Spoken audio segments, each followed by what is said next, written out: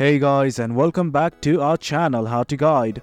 In this tutorial, we're gonna look at how to archive on Linktree. Now let us begin.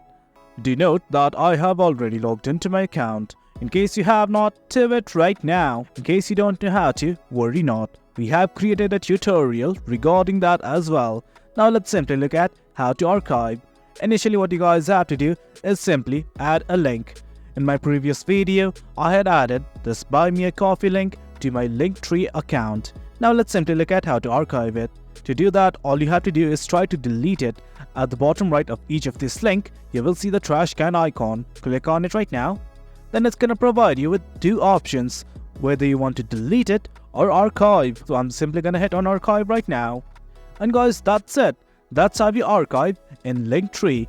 In case you want to view the links that you have archived, simply click on the View Archive button right here. And from here, you can view the links. This is it guys. This is how you archive in Linktree. Hope you guys found this video informative, and for more content like this, do remember to hit like, share and subscribe. Your support fuels us. Until next time, thank you.